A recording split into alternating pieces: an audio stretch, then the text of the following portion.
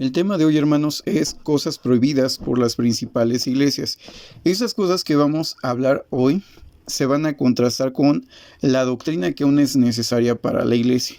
Entonces va a ser un estudio muy interesante, hermanos. Vamos a tratar de hacerlo lo más rápido posible. Lo que sí quiero decirles, hermanos, es que en este artículo o en este estudio que estuve realizando esos últimos días, vamos a hablar de varias doctrinas. No es sobre una iglesia en específico, son varias cosas de varias iglesias. Entonces, pues bueno, si alguien quiere permanecer escuchando este audio, este podcast, pues bueno, les pido tener una mente abierta, ya que si pertenecen a otras religiones, posiblemente vamos a hablar acerca de esas religiones. Claro, quiero que quede claro, como en todos los videos, nosotros creemos que podemos tal vez, pues, juzgar doctrinas, si son correctas o incorrectas, pero lo que jamás haremos es juzgar si una persona es verdadero cristiano o no. Ahí sí no podemos nosotros intervenir y no voy a decir si los hermanos son verdaderos o falsos. En general, bueno, me refiero a la iglesia en general, ¿no? A los feligreses. Los líderes religiosos, pues a veces sí, podría ser que sepan que algo está mal, pero no hacen cambios. Entonces, bueno, en cuanto a la feligresía, pues sí, no, jamás diré si son verdaderos o falsos, pero en cuanto a doctrina, pues sí, la Biblia nos dice, examinadlo todo, retened lo bueno, y también nos dice, prueben los espíritus para ver si se originan de Dios. La primera parte que quisiera analizar, hermanos, pertenece a la Iglesia Adventista del Séptimo Día. En especial, bueno, el teatro en la visión profética de la Iglesia Adventista del Séptimo Día. Ellen G. White o Ellen G. White o G. White, ella era profetiza, ella decía tener revelaciones de parte de Dios y escribió muchísimos libros que la Iglesia Adventista pues ve como parte del canon bíblico. O sea, realmente esos escritos pues son como una explicación y aportan gran luz a las escrituras. Entonces para ellos, ella es una profetisa muy al estilo de José Smith de los mormones. Entonces, bueno, quiero que entendamos que lo que les voy a platicar pues tiene que ver con lo que ella escribe, que son revelaciones de parte de Dios para Ellen G. de White. Entonces, bueno, quisiera leerles, hermanos, parte del libro, y por cierto traté de documentar lo mejor posible lo que les voy a platicar hoy, por si gustan buscar la bibliografía. Si alguno de ustedes pertenece a alguna de estas iglesias, pueden buscar la bibliografía para más detalles. En el libro Consejos para los Maestros, en el capítulo 45, confirmación de los principios correctos en los jóvenes, bajo el subtema El solaz y la diversión, la profetisa enlista actividades recreativas que pueden impactar en la salud física y mental y moral. Entre aquellas, bueno, enlista o menciona cosas que son perjudiciales, por ejemplo, jugar con la baraja, tener pues compañías pues no muy correctas y las tendencias peligrosas, o sea, hacer actos que pueden ser peligrosos. Otras cosas interesantes que ella escribe y que llaman la atención es una lista donde ella menciona que el asistir al teatro pues es algo malo. De hecho, ella escribió textualmente, entre los más peligrosos lugares de placer se encuentra el teatro. Entre los más peligrosos lugares de placer se encuentra el teatro, es lo que ella escribe.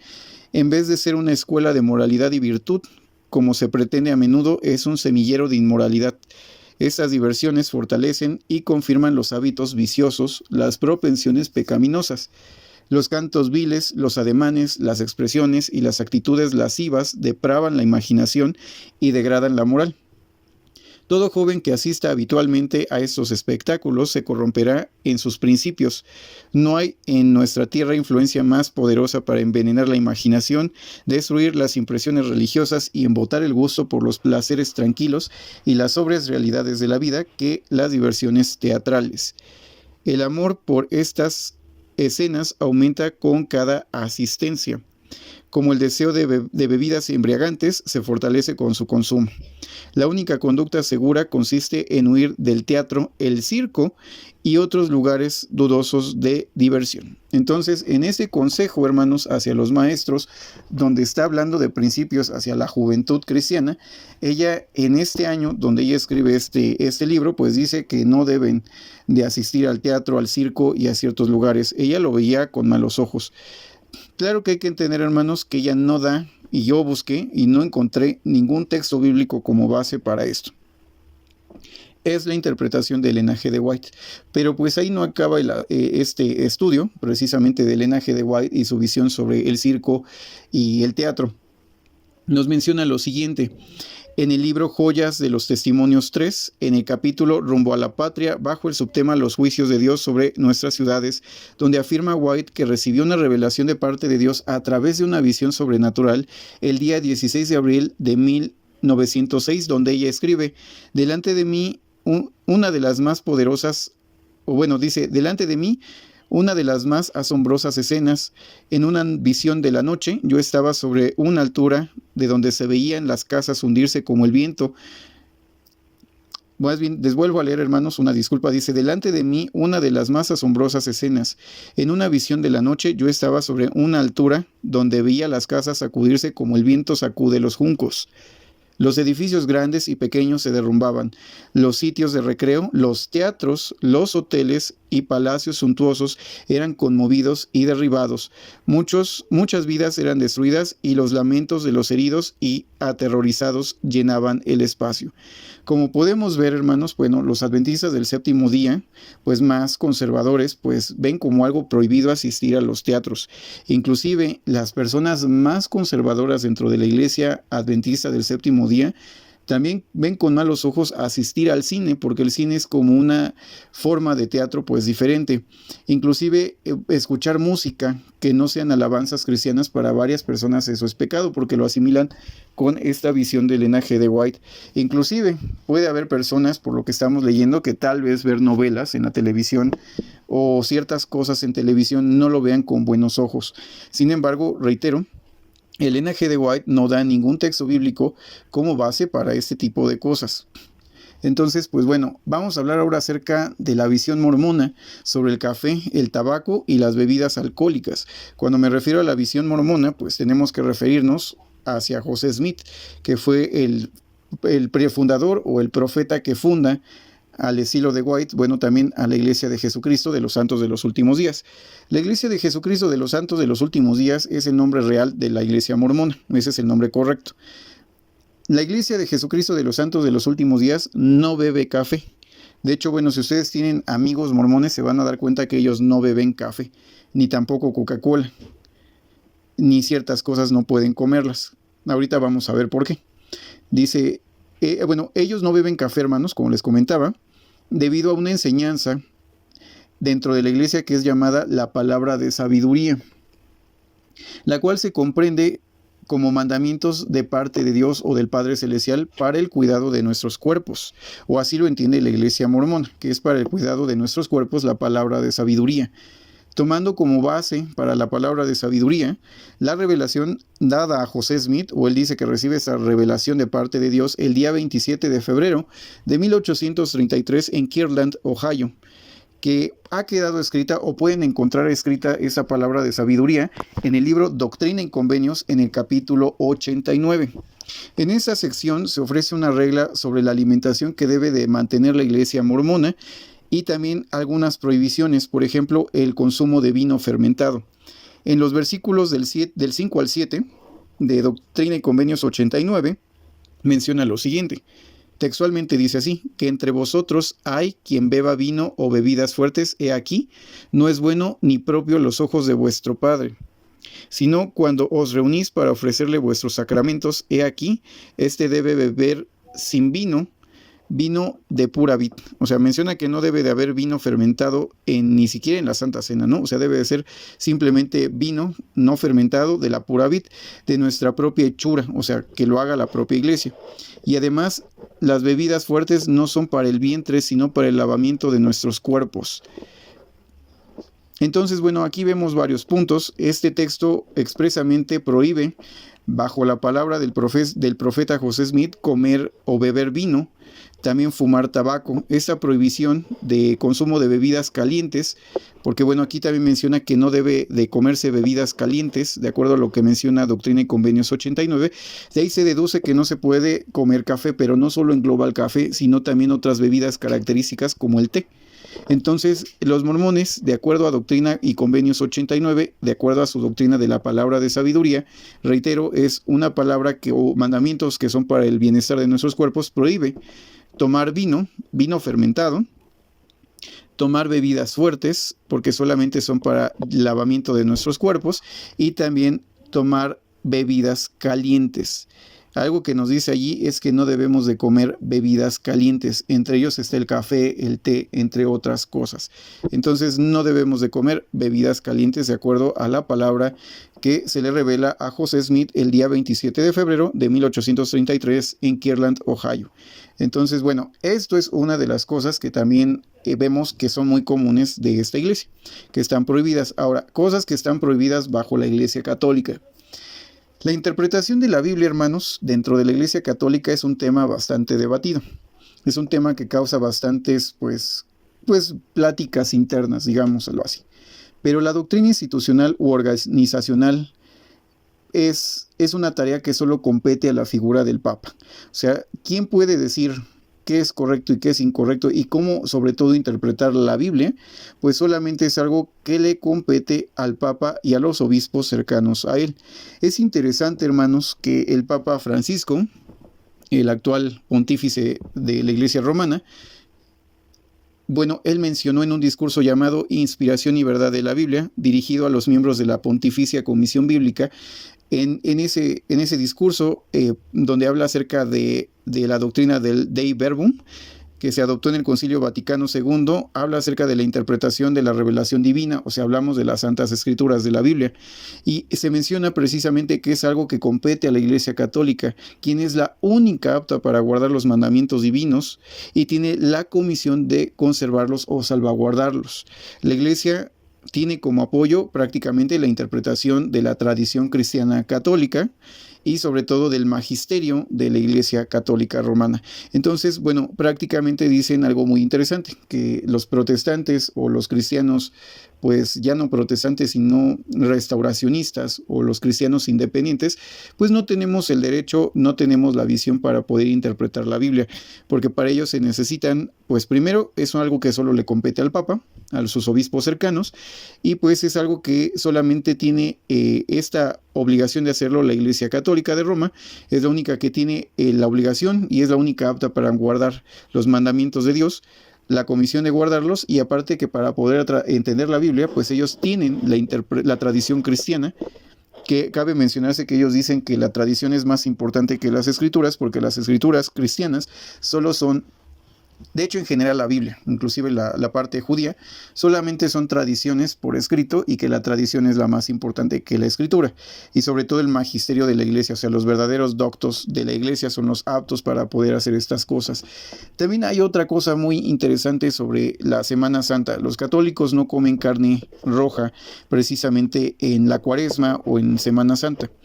La creencia de la Iglesia Católica, o sea, ellos mencionan o aseguran que los primeros cristianos, los cristianos antiguos, los de antaño, relacionaban la carne roja con los pecados como la lujuria, la ostentación y algunos símbolos como de avidez, ¿no? De riquezas. Y bueno, para mostrar pues una especie de ofrenda hacia Jesucristo, pues ellos dejaban de comer carne roja durante esta Semana Santa o la Cuaresma. Entonces, bueno, es prácticamente como una especie de tradición que ellos tienen, pero tampoco tiene base bíblica. Es interesante también, hermanos, hablar, pues yo creo que es obligado, porque bueno, es también muy conocido a nivel pues mundial también, así como de esas iglesias, también a nivel mundial, pues los testigos de Jehová son muy conocidos por no celebrar cumpleaños, no celebrar la Navidad, y tampoco visitan otras iglesias los testigos de Jehová, o sea, simplemente es mi iglesia y yo no visito otras. Es interesante hablar acerca, por ejemplo, de los cumpleaños. Quisiera hablarles que en el libro, estoy revisando, el libro enseña precisamente en el capítulo 16, precisamente en la página 157, párrafo 8, en el párrafo 7 y 8 nos menciona cosas acerca de los cumpleaños. Bien nos dice algo muy interesante, ¿no? Que Jesús, bueno, no sabemos cuál fue la fecha exacta en que nació. Y bueno, mencionan que los primeros cristianos no celebraban los cumpleaños. Pero cabe mencionarse, hermanos, que en la Biblia jamás prohíbe Jehová la celebración de los cumpleaños. O sea, podríamos nosotros deducir muchas cosas, hermanos, pero expresamente Jehová o Yahvé, porque bueno, yo creo que la palabra más correcta es Yahvé, Yahvé jamás nos nos prohibió directamente un cumpleaños, ¿no? Y creo que habiendo este tipo de festividades, Jehová, bueno, muchas veces así directamente prohibió ese tipo de cosas, pero jamás lo prohibió directamente. Generalmente lo que hacen los testigos de Jehová, bueno, es vincular estas cosas también con la Navidad. Primer punto, los cristianos no festejaban cumpleaños, mencionan ellos, que es algo muy interesante, aunque en estos párrafos se habla exactamente sobre el 25 de diciembre y el 24 de diciembre, ¿no? O sea, la Navidad. O sea, que Jesús no sabemos cuándo nació, aunque los estudiantes de la Biblia creemos que fue pues a finales de septiembre, inicios de octubre, posiblemente el 2 de octubre, 4 de octubre, es el nacimiento de Jesús, de acuerdo a ciertas cronologías bíblicas. Puede que sea alguna persona a favor o en contra, pero pues generalmente es nuestra visión, ¿no? De acuerdo también a algunos cálculos que se plantean en el segundo tomo de Estudios en las Escrituras, donde hablan acerca del nacimiento de Jesús, posiblemente, y no solo nosotros, varias iglesias en el mundo, creen que pudo ser entre el día 2 y el día 4 de octubre. Ahora, si bien nosotros sabemos que Jesús no nació el 24 de diciembre, bueno, sí, ese es algo muy importante, pero sí es importante también observar lo siguiente. Los testigos, bueno, hablan en esos párrafos que, bueno, Jesús no sabemos cuándo nació, que los cristianos no practicaban eso, y toman dos textos bíblicos ellos como soporte, precisamente para decir que no se debe de hacer, que es Génesis 40:20, que se los voy a leer textual de la traducción del Nuevo Mundo. Dice, pues bien, 3 días después fue el cumpleaños del faraón, así que el faraón hizo un banquete con todos sus siervos y mandó a traer al jefe de los coperos y al jefe de los panaderos delante de su siervo. Por fin, y bueno, aquí se habla acerca de que, bueno, hubo un asesinato, ¿no? Digo, para un resumen.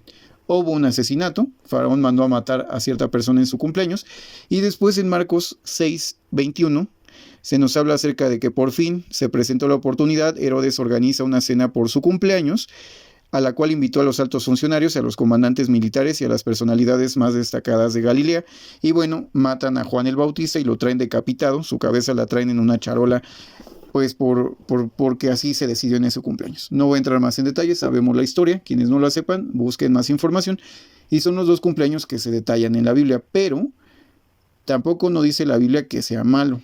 O sea, pudo haber la Biblia mencionado precisamente que es malo. O sea, no porque haya pasado algo malo, ese día significa que es algo malo. Jehová pudo haberlo prohibido. De hecho, los apóstoles, cuando los testigos llegan a decir que la sangre es mala, cuando mencionan la Biblia, dice, a nosotros y al Espíritu Santo nos ha parecido correcto no añadirles más cosas, salvo el no comer sangre, no comer estrangulado, entre otras cosas. Bueno, no menciona tampoco acerca de no festejar cumpleaños, pero sí se estaba refiriendo a la circuncisión, que era algo todavía más delicado en la creencia judía. Entonces, pues bueno, no hay tampoco un indicio que nos diga que Jehová estuviera en contra de una celebración de cumpleaños. Aunque tampoco nos menciona que se hayan celebrado, tampoco nos dice que sea algo malo. Yo creo que tampoco es bueno agregarle a la Biblia cosas que no está diciendo. Entonces, si la Biblia no te está diciendo un sí ni un no, yo creo que son temas que se deben de considerar como a criterio de cada cristiano o de conciencia. O sea, si el cristiano le permite a su conciencia hacerlo, yo no soy quien para criticarlo, ¿no? Y no solo aplica para los cumpleaños o para la Navidad, porque por ejemplo la Navidad hay un video, si ustedes gustan, búsquenlo en el año pasado, en la videoteca de ese canal, donde ya se habló acerca de la Navidad, pero en resumen, o sea, aunque se haya festejado cosas en la antigua Roma, pues actualmente ni festejamos ni a Mitra ni a ningún dios pagano, y tampoco nadie se acuerda de ello, simplemente sabemos que Jesús un día nació, es un día en que se celebra a Jesús, es un día que inclusive los ateos celebran la Navidad, la gente que no es creyente celebra, y son más receptivos a escuchar acerca de Jesús. Entonces, pues tampoco no es algo malo, o sea, simplemente pues es algo pues a criterio. Como les comentaba en aquel video, no porque alguien haya hecho algo similar sobre alguna fecha o algún evento similar significa que ya sea algo pagano y que no lo podamos utilizar. Por ejemplo, yo ya les había platicado acerca de Dionisio, que es un dios que convierte el agua en vino. Jesús hace lo mismo e instituye la Santa Cena, pues mostrando el vino, ¿no? Que representa su sangre. Entonces, no porque Dionisio sea el dios del vino, significa que ya el vino es malo, o no debemos de tomar vino, o que Jesús estaba mal porque convierte el agua en vino. Entonces, pues bueno, creo que es algo a criterio y pues no por eso mancha precisamente el día o los emblemas esa situación. Ni mancha al Señor Jesucristo el que le haya hecho un milagro similar a lo que ya había hecho un dios pagano antes de su nacimiento. Entonces, es algo que quería comentarles acerca de eso, ¿no? Digo, ahí si quieren seguir leyendo, en ese capítulo 16 del libro Enseña, pues también habla acerca del origen de la Navidad. Yo les invito a que lo lean o que lo puedan también ver nuestra visión general de los estudiantes de la Biblia, aunque quiero decirles que hay algunos que no festejan Navidad. Generalmente son los conversos de los testigos de Jehová quienes no observan la Navidad, pero pues está bien, digo, es su conciencia y nosotros los respetamos. Así como nosotros esperamos que se nos respeten nuestras decisiones, respetamos las de los demás. Entonces, bueno, hermanos, pues ya hablamos acerca de cosas prohibidas por las principales religiones y pues la influencia que tienen en el mundo, porque pues realmente muchas de esas cosas pues ya las hemos escuchado en muchas ocasiones. No sabíamos de dónde venían estas doctrinas, ni qué significaban, ni por qué las hacían los hermanos, pero hoy las sabemos de dónde proceden y bueno, por qué lo hacen los hermanos de estas religiones. Sin embargo, hermanos, pues bueno, ¿qué es la doctrina que aún es necesaria, hermanos? ¿Qué es lo que necesita la iglesia? Ahora les voy a leer, hermanos, sí, lo voy a leer porque creo que es muy interesante. Les voy a leer algunos párrafos del sexto tomo de Estudios en las Escrituras. Es el tema número 6. Si ustedes gustan leerlo, les puedo compartir el PDF del sexto tomo de Estudios en las Escrituras, la nueva creación. Hay una parte que se llama, quiero leérselos, hermanos, se llama esta sección que es la lección número 6, orden y disciplina en la nueva creación. Entre ella viene una sección llamada la doctrina que aún es necesaria. Con respecto a la primera proposición, vivimos en una época en la que las doctrinas en general están siendo despreciadas. La doctrina bíblica, la doctrina real, en la que una buena mayoría reclama que la doctrina y la fe no tienen ningún valor en comparación con la moral y las acciones.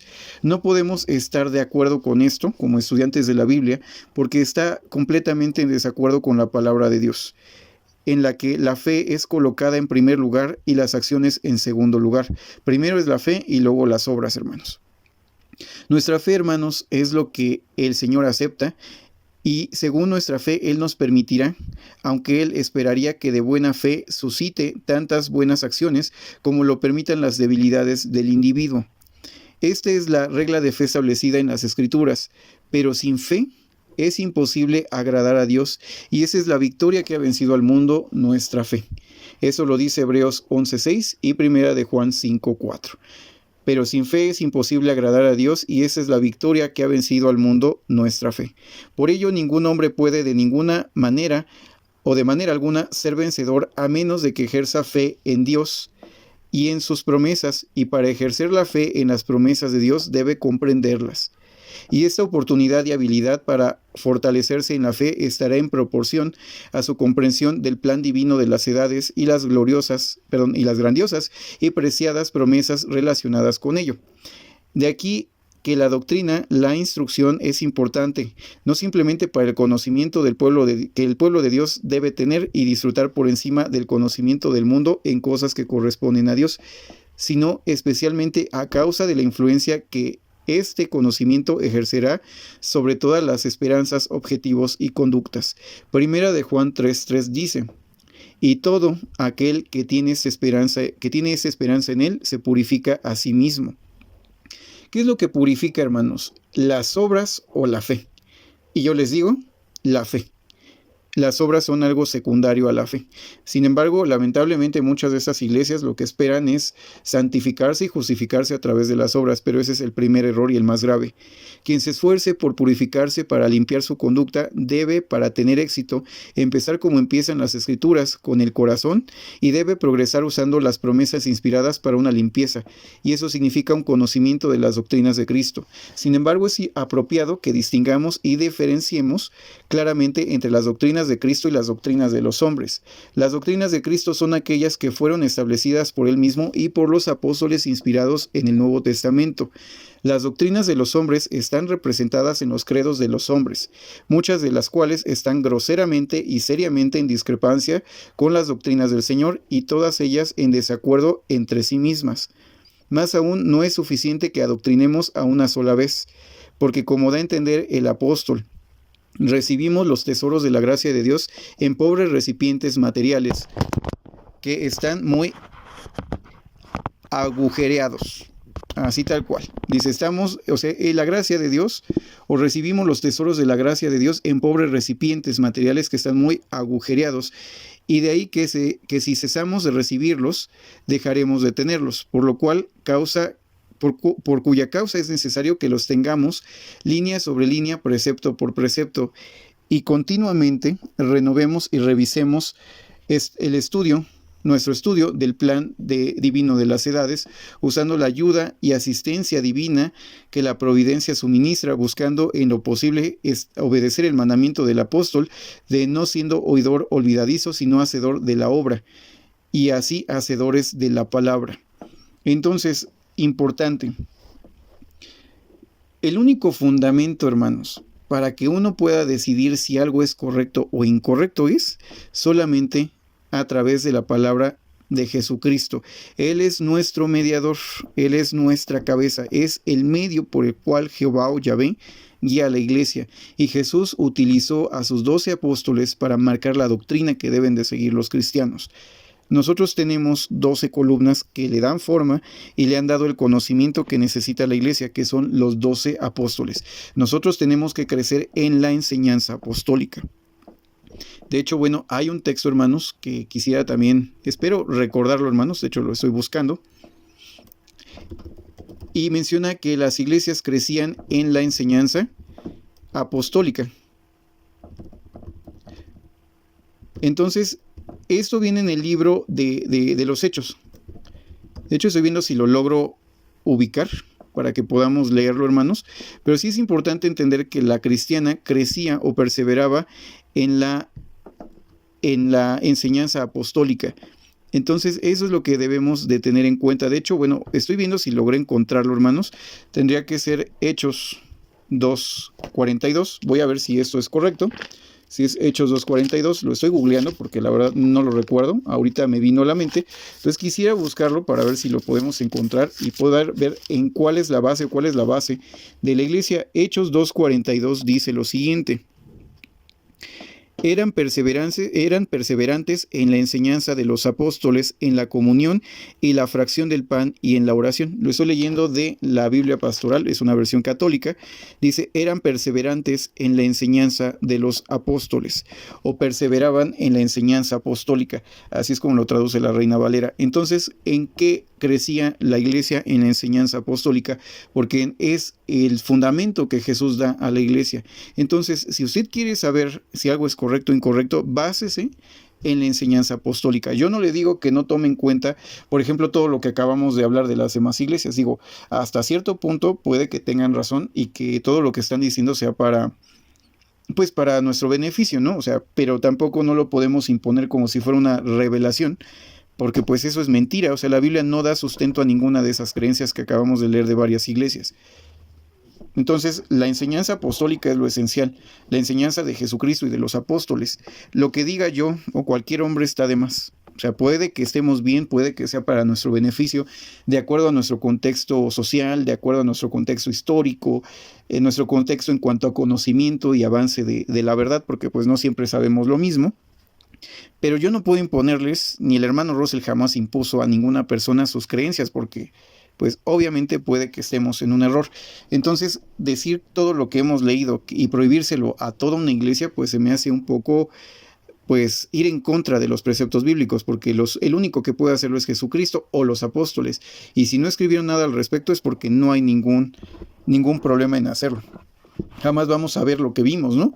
Que no podamos comer cosas calientes, que la verdad es que me causa cierto conflicto esa palabra de sabiduría, porque pues los apóstoles pudieron haberlo dicho y nunca hablaron del tema.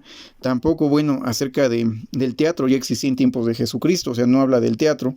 Tampoco habla acerca del tabaco, del café, de las bebidas alcohólicas, como una prohibición. De hecho, bueno, la Biblia sí menciona que Jesús inclusive convirtió el agua en vino. Para aquellos que crean que fue pues vino, o sea, jugo de uvas, pues no era juguito de uvas, porque una de las personas que estaban tomando vino ese día dice: primero siempre sacan en las bodas el mejor vino, y al final, ya que todos están borrachos o intoxicados, según la versión del Nuevo Mundo, sacan el peor vino. O sea, cuando habla de intoxicados, pues estamos hablando de alcohol fermentado, y el que Jesús crea tendría que haber sido fermentado, por lo que dice el contexto. Entonces, pues bueno, nosotros tenemos que crecer en la enseñanza apostólica. Claro que de vez en cuando podemos ver hacia las demás iglesias. Digo, no lo tocamos, pero en Levítico capítulo 11 o 12 se habla acerca de los animales prohibidos bajo la ley de Moisés, que no deberían de ser de consumo humano. La iglesia adventista del séptimo día también los prohíbe como parte de una revelación de Dios a Elena G. de White. Pero, pues bueno, nosotros como estudiantes de la Biblia, pues sí los comemos, no tenemos prohibición porque hay un estudio que nos menciona que sí se podría comer, de acuerdo al contexto bíblico. Sin embargo, sí es interesante ver que si estaban prohibidos, posiblemente es porque no nos hagan mucho bien, o sea, que sí le hagan daño al cuerpo humano. Entonces, pues sí hay que tomar en cuenta eso, de ser posible evitar el consumo de esos animales. Es la posición de los estudiantes de la Biblia, de ser posible evitar el consumo de esos animales, no porque esté prohibido, sino por temas de salud. O por lo menos medirnos en el consumo de la carne de puerco, camarones y los animales prohibidos bajo esa ley. Ahora, sigue diciendo este libro, ¿no? Que este ya es de nosotros como estudiantes de la Biblia.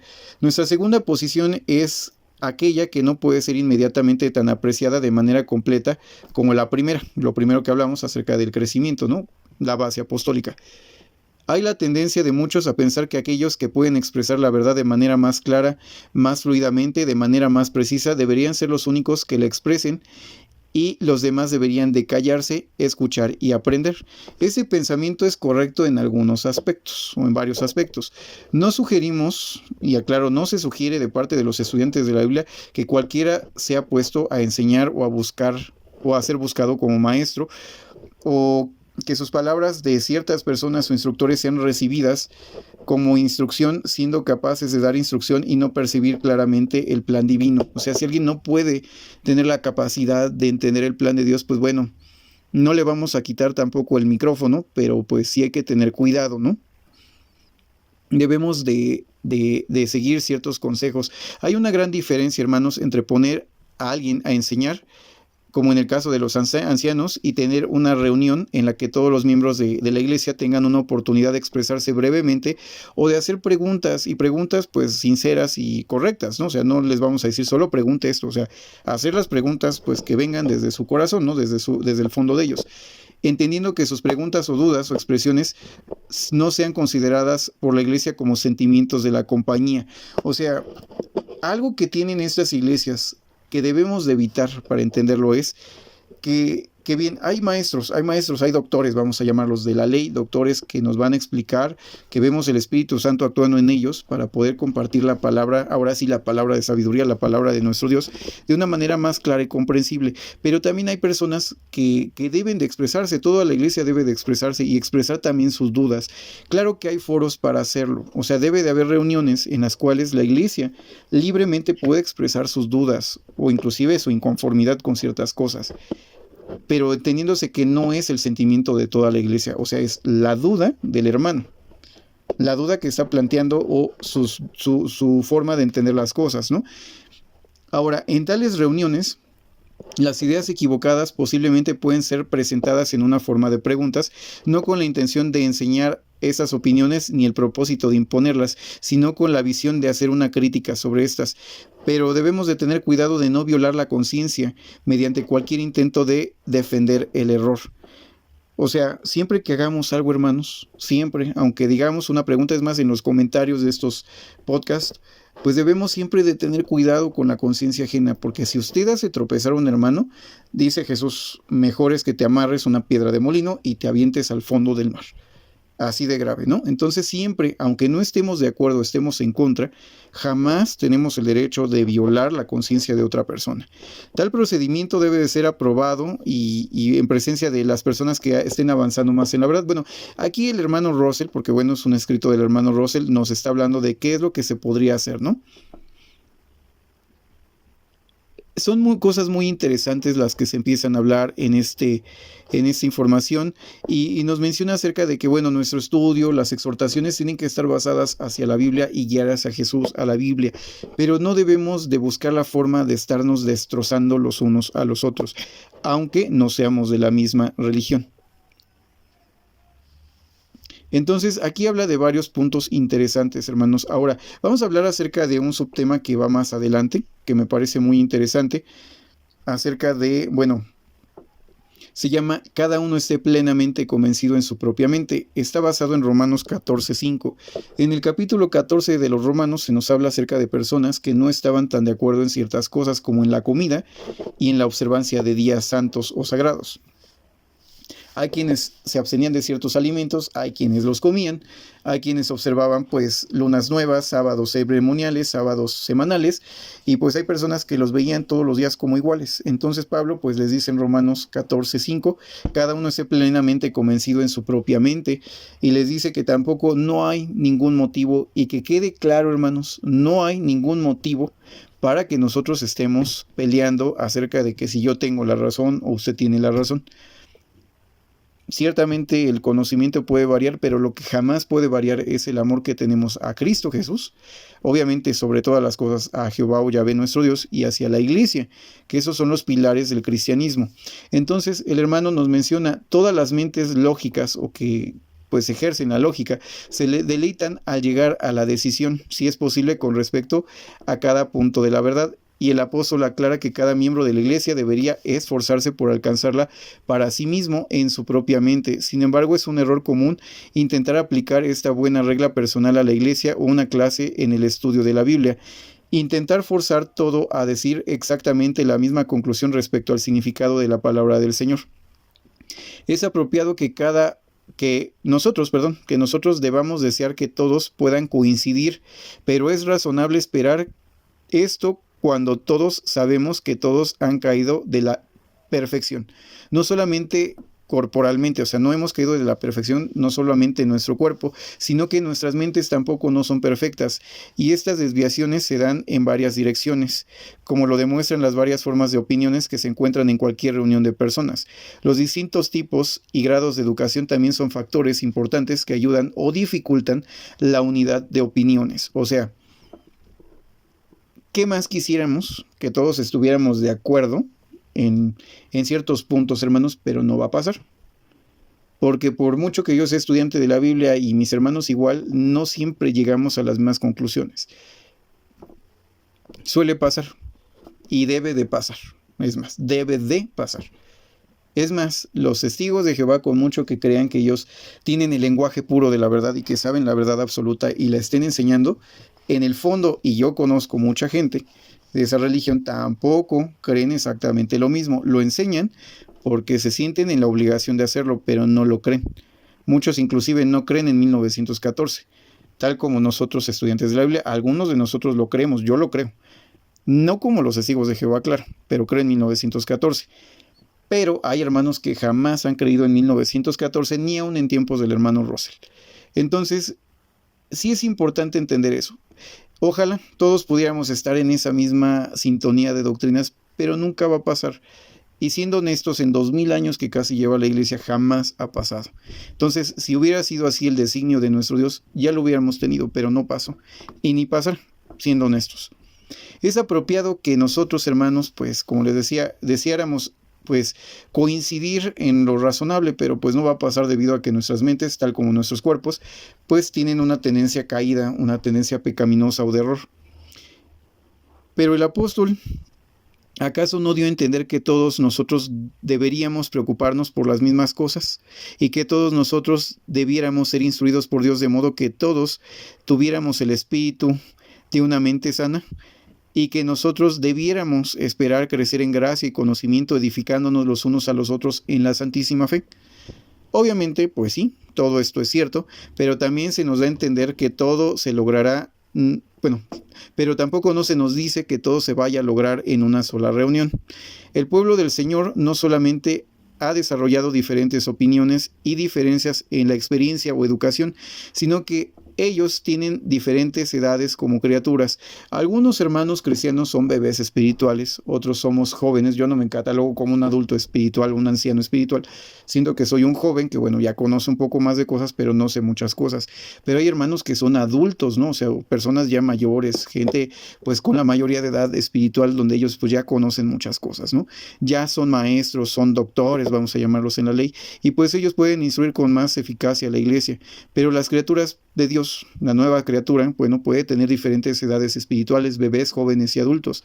Por ello, no debe de sorprendernos que si algunos son más lentos que otros para comprender y en consecuencia son más lentos para convencer a sus mentes respecto a algunas cosas, de las cosas profundas de Dios, de los misterios de Dios, bueno, pues ellos deben de captar las ideas fundamentales de todas las cosas, ¿no? Entonces, bueno, aquí hay algo muy importante. Algunos pues tenemos diferentes edades espiritualmente. No siempre podemos tener las mismas visiones. De hecho, bueno, entre estas cosas, bueno, es importante que cuando nosotros pues no tengamos las mismas oportunidades de entendimiento, pues las expresemos de una manera digna y decente como cristianos. No tengo por qué ser grosero con los demás hermanos, ni tengo el derecho de humillarlos o humillar su fe o su creencia. ¿Por qué? Porque a final de cuentas, si yo hago eso, simplemente soy una piltrafa de cristiano, porque así lo dijo Jesús, dice a la iglesia de la Odisea, dice, tú crees que eres rico, que no te falta nada, pero no te das cuenta que eres pobre, desventurado, ciego y desnudo y miserable, ¿no? Entonces, pues yo no me siento capaz, hermanos, de criticar a un hermano de esa forma o insultarlo o tratar de denigrar su inteligencia, su fe, sus conocimientos, pero sé que como una persona, como todos nosotros al ir creciendo, pues vamos tomando experiencias, nos equivocamos. A veces, conforme vamos creciendo como cristianos, pues nos damos cuenta que no iba por ahí el asunto, ¿no? Como cuando éramos niños se nos hacía muy fácil hacer ciertas cosas, como adolescentes o ya jóvenes adultos, pues a veces hacíamos cosas sin pensar y ya después, ahora de viejos, decimos cómo me atreví. Digo, no soy muy viejo, tengo 34, pero pues sí a veces pensamos cuando teníamos 20, 18 años y decíamos cómo pude hacer esto. Pero pues igual, en la juventud espiritual, pues a veces no medimos las palabras, no medimos ciertas cosas y creo que es hora de que lo hagamos. La enseñanza apostólica, hermanos, es la base de la iglesia. Entonces, nosotros como estudiantes de la Biblia, hermanos, tenemos un punto muy importante. Si usted se considera, porque ya hay muchos hermanos que me han mandado mensajes que dicen yo me considero estudiante de la Biblia, bueno, habla a los que ya se consideran también estudiantes de la Biblia. Nosotros no tenemos el derecho, hermanos, de menospreciar lo que otros creen.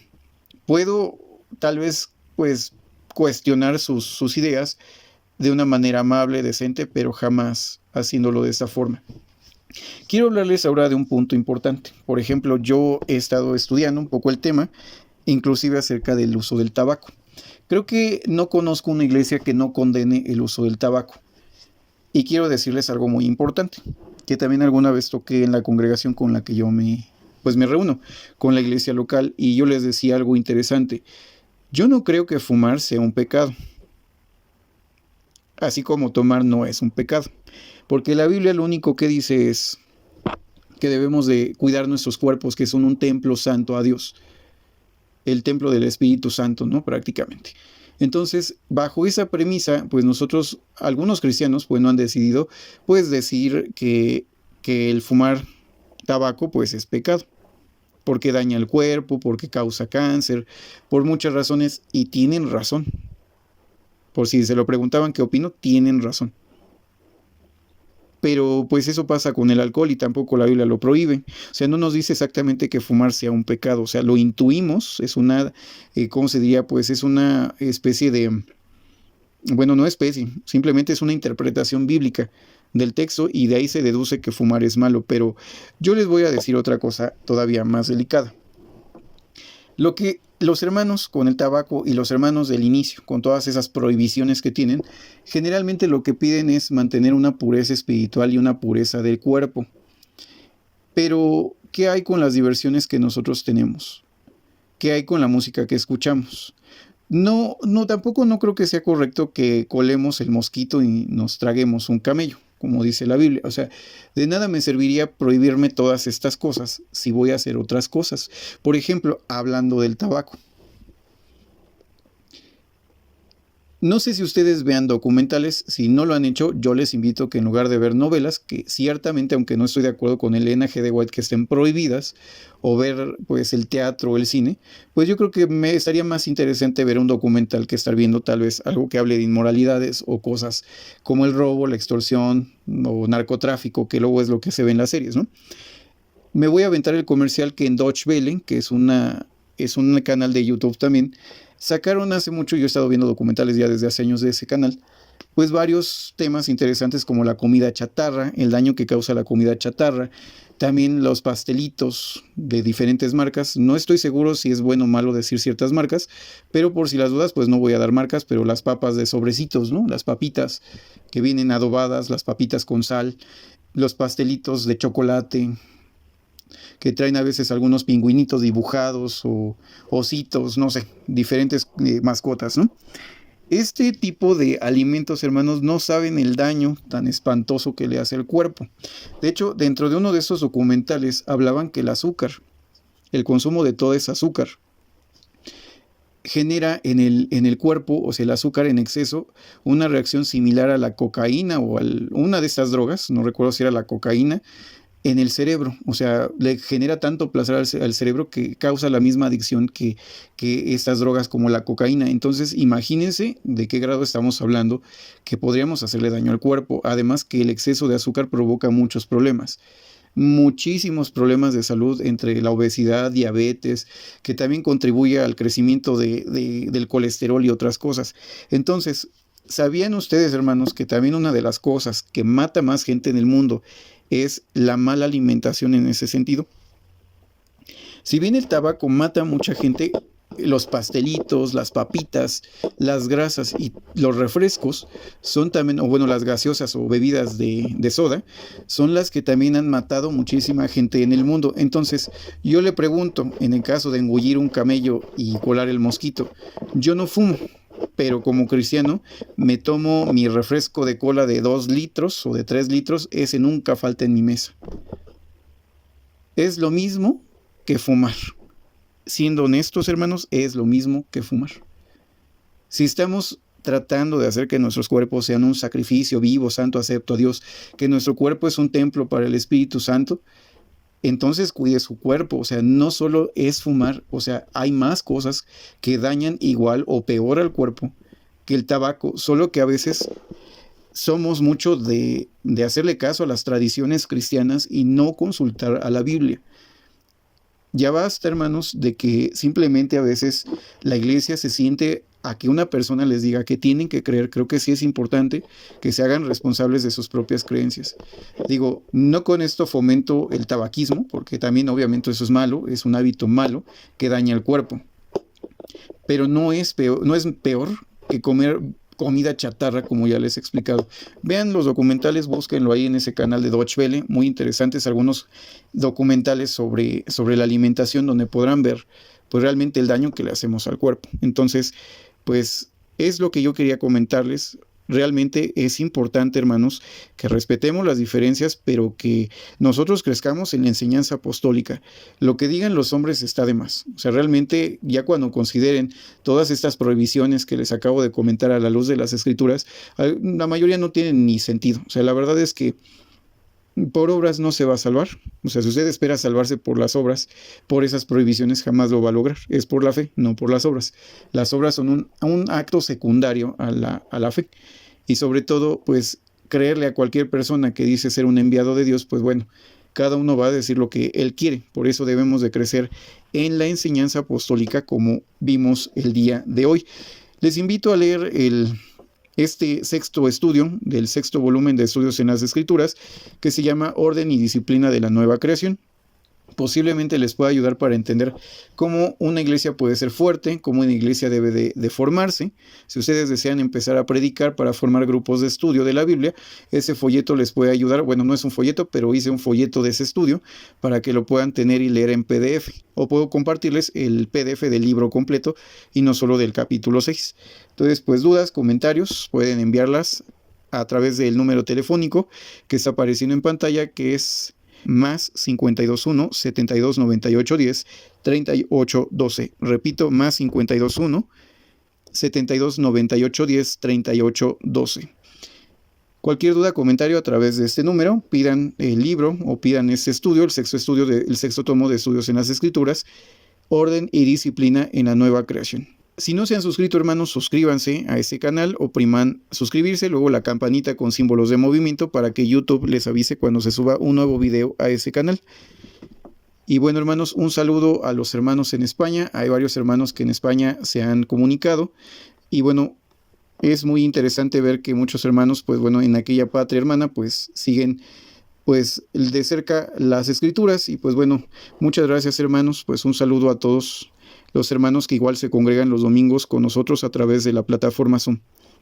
Bien, hermanos, pues bueno, me despido con 2 Corintios 13:14, 2 Corintios 13:14. La gracia del Señor Jesucristo, el amor de Dios y la comunión del Espíritu Santo sea con todos vosotros. Amén.